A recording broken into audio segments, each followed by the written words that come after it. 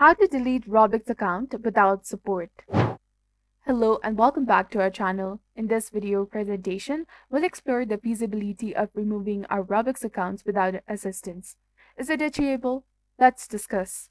Ordinarily, to officially delete your Roblox account, you must engage with the customer support and complete a designated form. However, we can accomplish this independently by navigating through our account settings. Upon inspection, we find that none of the available options on account info, security, privacy, billing, parental controls, and app permissions offer a pathway for account deletion.